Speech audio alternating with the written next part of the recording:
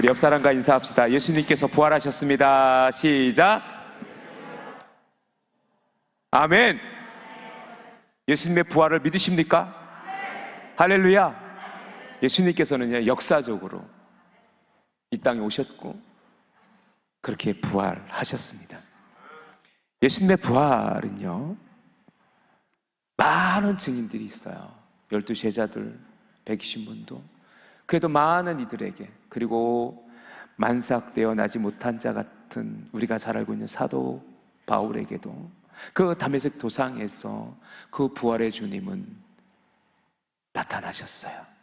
그리고 오늘 지금 우리에게도 그 부활의 주님이 함께 하심을, 그리고 이 예배 가운데 그 주님께서 영광 받으심을 믿습니다. 그런 믿음의 고백이 저와 여러분에게 허락되어지기를 주님의 이름으로 축원합니다. 주님의 부활은요, 단순히 생명의 연장이 아니에요. 소생이 아니에요. 그리고 주님의 부활은요, 우리에게 정말로 격정적으로 우리에게 찾아오시는 승리의 선포입니다. 우리 함께 따라해 봅시다. 부활은 승리의 선포입니다. 그런데 과연 그 부활의 영광이, 부활의 은혜가, 부활의 능력이, 부활의 승리가 오늘 저와 여러분에게 허락되어져 있습니까?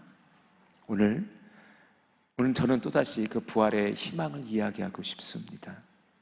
먼저 우리 준비된 영상이 있습니다. 우리 영상을 보고 말씀을 이어가도록 하겠습니다.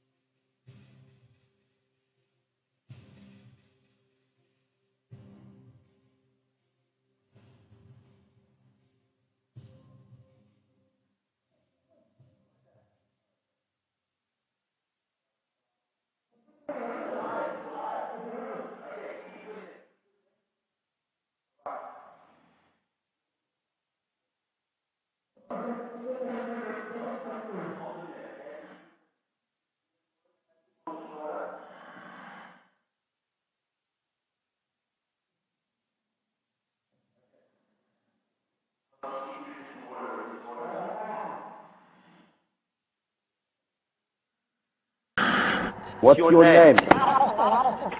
Harrison. Okay, Harrison. My name is Colby.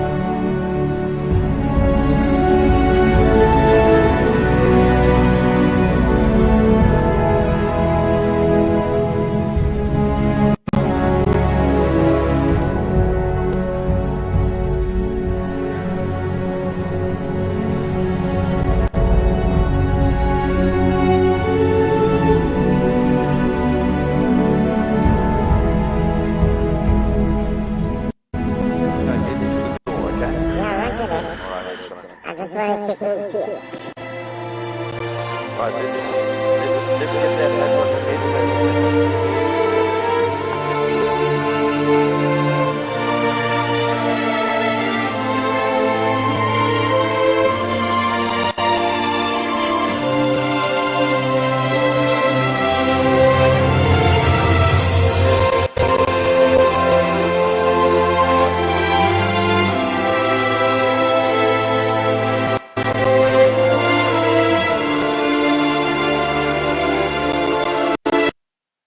그렇게 해리슨 오제그바 오켄이라는 저 당시 이 사건이 2013년에 이루어졌고요.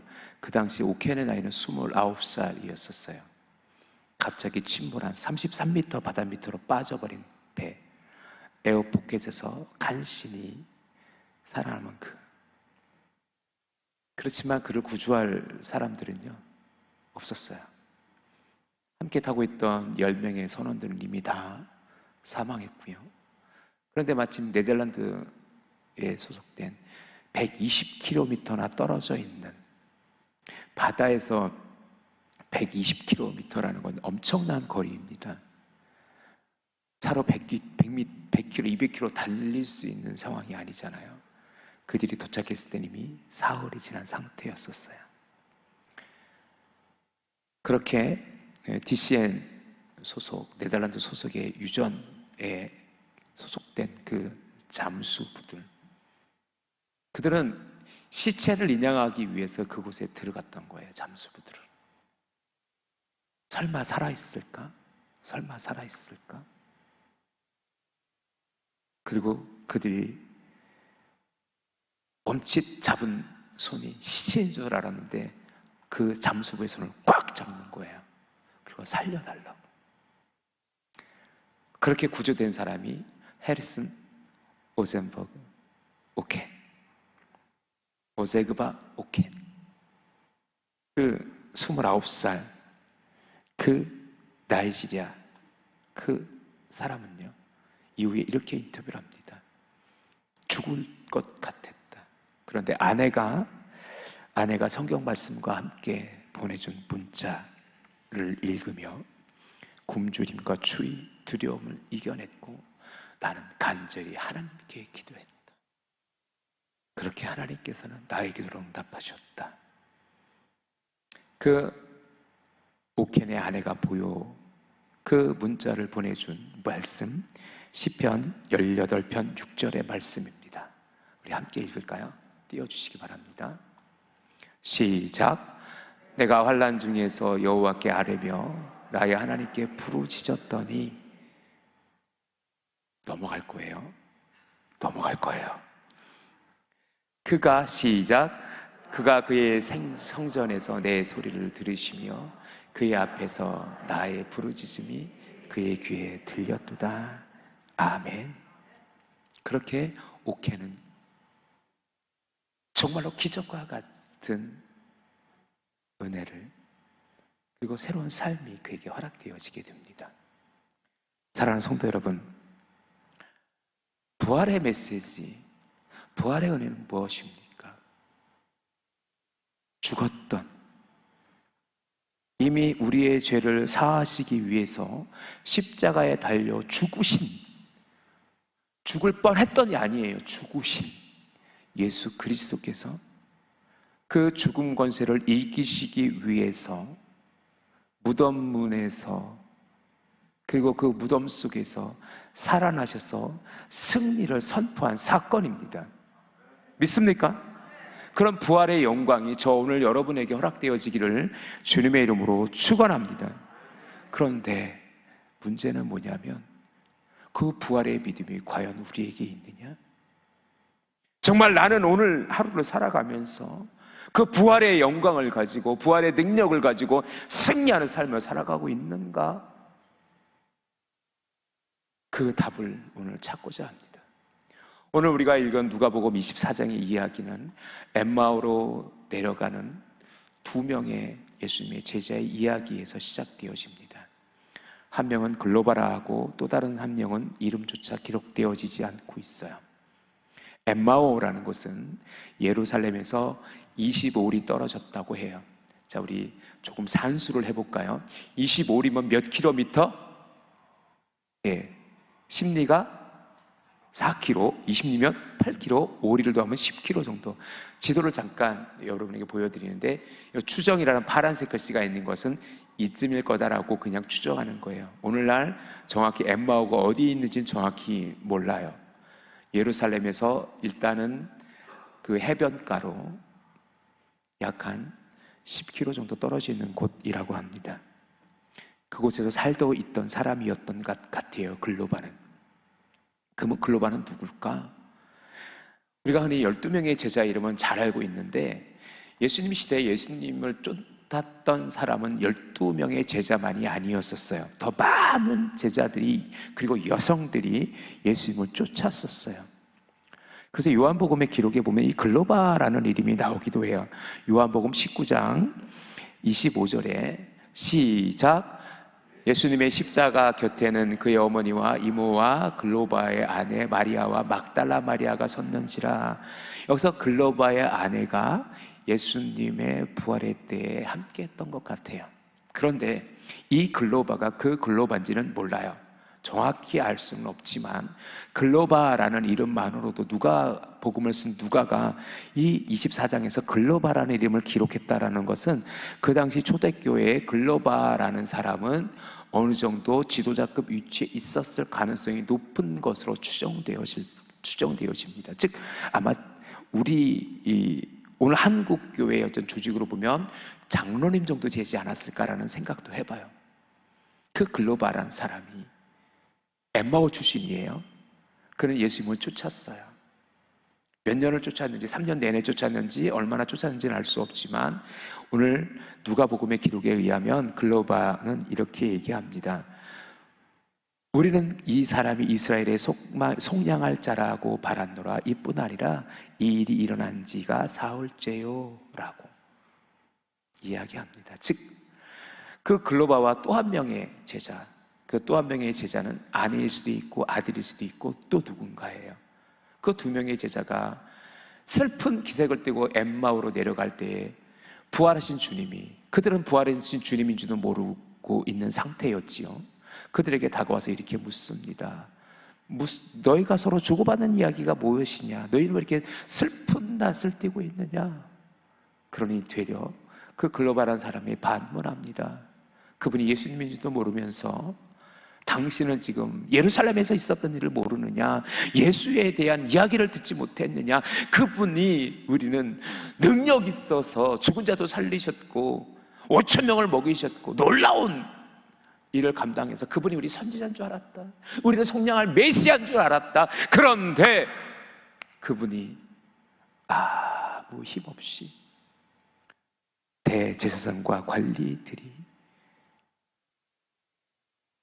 묶는 그 포승줄에 묶여 그렇게 채찍에 맞아 그렇게 십자가에 달려 죽으셨다.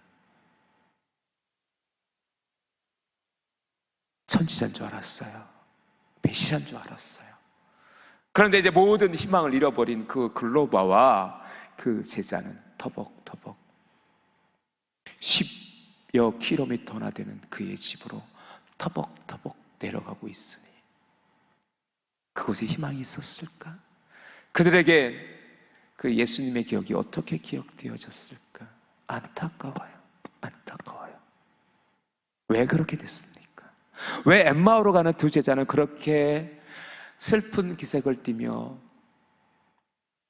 되려 부활의 주님인 줄도 모르며 너희가 왜 이렇게 슬픈 기색을 띠냐? 너희가 주고받는 이야기가 뭐냐 했을 때 그들은 퉁명스럽게 예루살렘에 있었던 일을 당신은 모릅니까? 라고 그렇게 되려 반문하고 있는 그들에게 과연 희망이 있을까? 왜 희망이 없습니까? 부활을 믿지 않기 때문에 그렇습니다. 사랑하는 성도 여러분, 저는 오늘 본문을 읽으면서 한 순간이 떠올랐어요. 2014년 4월 16일 그 세월호가 침몰되어졌을 때 그 뉴스를 저도 계속 봤어요. 실황 중계되어지는 모습, 라이브로 그 장면이 계속 전해질 때 오케는 에어포켓에서 살아남았지만 불행히도 세월호에서 에어포켓을 발견하고 수많은 잠수사들이 들어갔지만 생존자는 발견할 수 없었지요. 마지막 그 세월호의 모습 잠시 볼까요? 저는 그 사진을 보면서 저 마지막 배의 그 끝자락이 서서히 잠겨갈 때에 저는 그렇게 부르짖었던 기억이 있어요. 하나님, 저곳에 희망이 있습니까? 저곳에 저 어린 학생들이 주여 왜 그러십니까? 왜 그러십니까? 왜 그러십니까? 희망을 찾을 수가 없었던 것 같아요. 맞아요. 우리의 희망은요, 세상 그 어느 곳에 있는 것이 아니라 주님께 있어요. 그런데 그 주님이 어떤 분이세요? 부활의 주님이세요.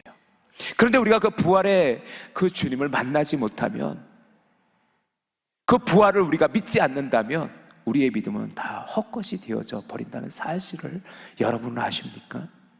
오늘 새벽에도 우리가 함께 말씀을 나누었던 것처럼 고린도 교회의 가장 큰 문제는요, 여러 가지 분파의 문제, 서로 상소해서 재판하는 문제, 은사의 문제, 여자 성도들의 문제, 방언의 문제, 여러 가지 문제가 그 교회 가운데 있었지만 정말 중요한 문제는 그들이 부활을 믿지 않았다라는 사실이었다라는 것입니다.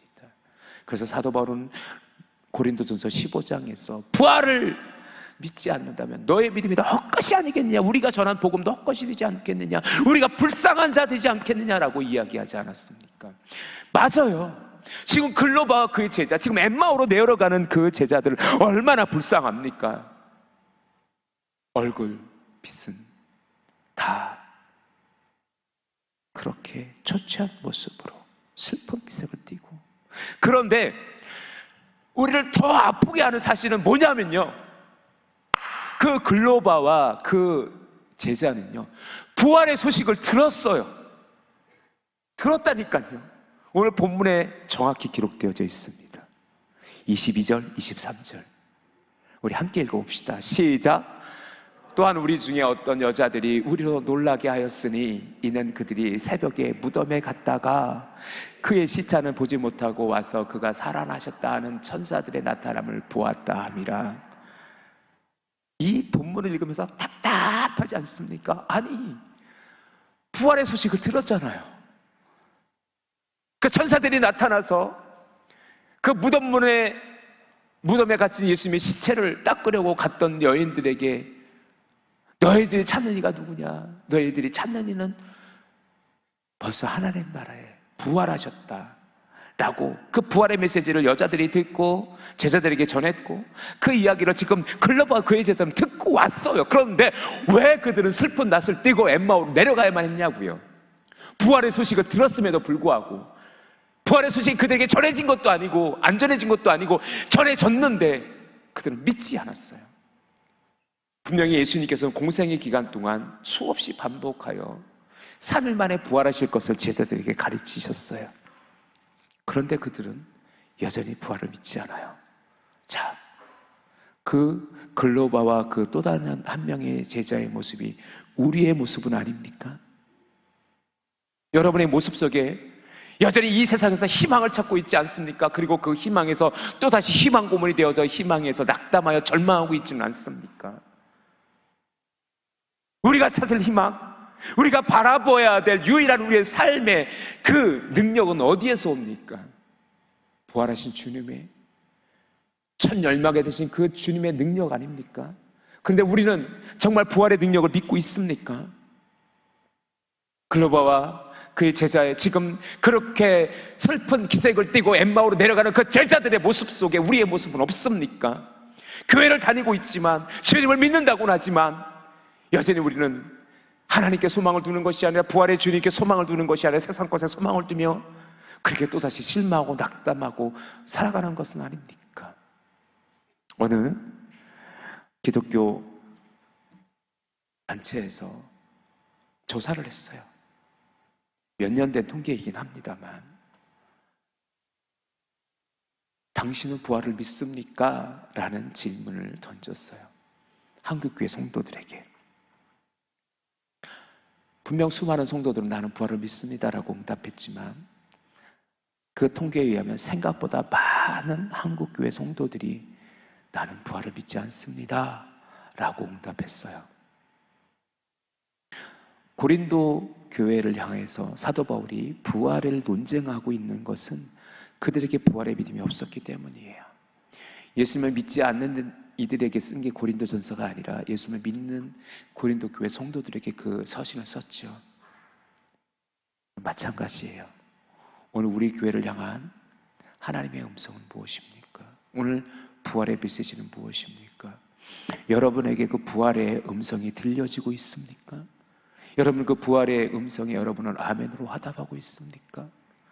우리가 오늘 우리 시온 찬양대가 아름다운 찬양으로 찬양을 올려드렸는데, 우리 찬양처럼 예수 다시 사셨네 라는 그 믿음의 고백이 저와 여러분에게 허락되어져 있습니까? 그렇게 되어지기를 주님의 이름으로 축원합니다. 그들이 그렇게 슬픈 기색을 띠고 엠마오로 내려가고 있을 그때 예수님께서는요, 그들에게 말씀하세요. 27절, 우리 여러분이 직접 본문을 찾아 읽어보시기 바랍니다. 시작. 이에 모세와 모든 선지자의 글로 시작하여 모든 성경에 쓴 바 자기에 관한 것을 자세히 설명하시니라.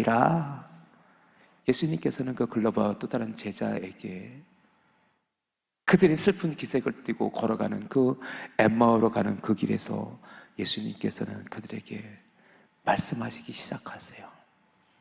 구약의 기록들, 예언들, 모세의 기록들을 하나하나 이야기하며 자기, 즉 예수 그리스도께서 이 땅에 오시고 또한 십자가에 달려 죽으실 것을, 그리고 부활하실 것에 대한 구약의 메시지들을 풀어 설명하세요.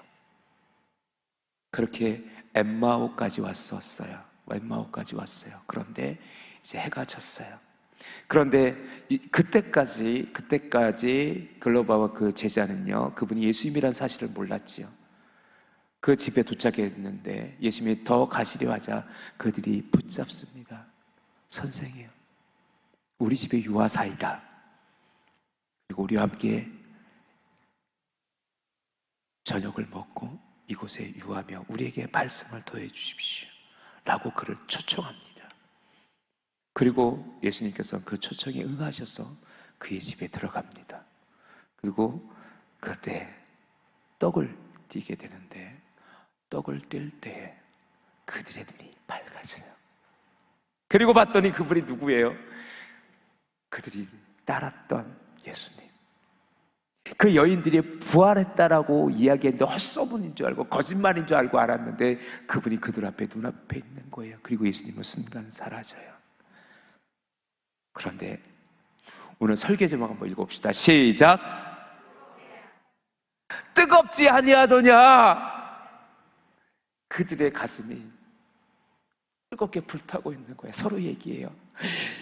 그분이 우리에게 말씀을 설명해 줄 때 우리의 가슴이 뜨겁지 아니하더냐? 뜨겁지 아니하더냐? 예, 뜨겁지라는 단어에 여러분이 1번이라고 써 있고요. 그 밑에 각주에 보면요, 불타지라고 이렇게 번역되어져 있어요. 그래서 이 뜨겁지 아니하더냐라는 단어는요, 불타지 아니하더냐라고 번역하는 게 더 옳을 수 있어요. 뜨거운 거로는 설명이 안 돼요. 불타고 있는 거예요. 불타고 있는 거예요. 왜? 그들이 정말 부활의 주님을 만났어요. 부활이 믿어진 거예요. 부활이 그들 가운데 생생하게 고백되어지고 있는 거예요. 그러니 그들의 마음은 불타지 않을 수 없는 거예요. 뜨겁지 않을 수 없는 거예요. 사랑하는 성도 여러분, 오늘 부활이 고백되어진다면, 부활이 믿어진다면 우리의 가슴은 뜨겁게 불타야 되지 않겠습니까? 그 열정을 가지고 주님께 우리가 나아가야 되지 않겠습니까? 여기에 중요한 영적인 원리가 있어요. 첫 번째, 그 부활이 그렇게 고백되어질 수 있었던 것은 뭐냐면 말씀 가운데 회복되어지는 부활의 믿음이 있었기 때문에 그래요. 제가 첫째 하면 여러분이 그 뒤를 읽어주십시오. 첫째, 아멘. 그들이 여인들의 전해준 부활의 소식도 믿지 않았어요. 그들은요, 그렇게 예수님을 따랐지만, 그분이 메시아인 줄 알았지만, 그렇게 되길 소원했지만, 그들은 예수님이 십자가에 죽으심으로 모든 것이 끝났다라고 생각했어요. 자, 그런데 그들이 예수님께서 말씀으로 그들을 이야기하실 때, 그리고 그 부활의 그 예수님께서 그들에게 하나하나 말씀을 설명하실 때 그들은 불타오르기 시작했어요. 부활이 믿어지기 시작한 거예요. 사랑하는 성도 여러분, 부활은 실제이고요, 말씀으로 증언되어져 있고 말씀 속에서 온 부활이 고백되어질 수 있어야 돼요. 그래서 우리는 끊임없이 말씀을 통해서 예수 그리스도를 만나고 우리의 믿음이 자라가야 됩니다. 두 번째, 시작. 예수님께서는요, 그들과 함께 떡을 떼세요. 여기서 떡을 떼다라는 이 사건은요, 그냥 단순히 저녁을 나눠 먹는다는 의미를 뛰어넘습니다. 예수님께서 떡을 떼는 장면이 대표적으로 두 사건으로 이야기되어지는데, 첫 번째 오병이어 사건이고요, 두 번째는 뭐예요? 성만찬 사건이십니다. 주님께서 제자들에게 이 떡을 받아 먹어라, 이는 나의 살이니라, 이 잔을 마셔라, 내 피니라 하셨을 때, 그 떡을 떼실 때 뭐예요? 주님의 임재가 이야기되어지는 것입니다. 단순히 여기서 떡을 뗀다라는 것은 식사함의 의미를 뛰어넘습니다. 그리고 그들이 그렇게 주님의 임재 가운데 들어갔을 때 그들은 그 주님의 부활을 고백하기 시작하는 거예요. 자, 요한계시록 3장 20절 말씀. 자, 요한계시록 3장 20절 말씀에서 우리는 너무나도 중요한 것을 하나 보게 되죠. 시작. 볼지어다 내가 문 밖에 서서 두드리노니 누구든지 내 음성을 듣고 문을 열면 내가 그에게로 들어가 그와 더불어 먹고 그는 나로 더불어 먹으리라. 아멘. 할렐루야. 그렇게 주님, 부활의 주님께서는 그들과 함께 떡을 떼실 때 그들은 뭐예요? 드디어 예수님이 그들의 눈에 보이기 시작했어요. 아, 주님이셨어. 우리에게 말씀하신 분이 부활의 주님이셨어. 지금 나에게 떡을 떼어주신 분이 바로 주님이셨어. 그런데 어찌하여 우리의 가슴이 뜨겁지 않을 수 있겠습니까? 어찌 우리의 마음이 불타지 않을 수 있겠습니까? 사랑하는 성도 여러분, 그들이 그렇게 뜨거워진 그때에 33절 말씀 여러분이 직접 눈으로 확인하십시오. 곧 그때로 일어나.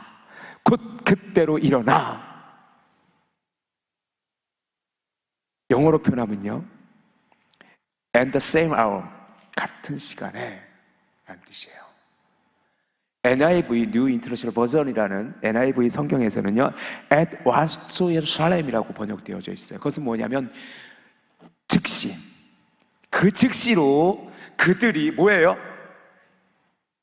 예루살렘으로 뛰어간 거예요. 불타고 있어요. 그 이때가 몇 시쯤 됐을 것 같아요?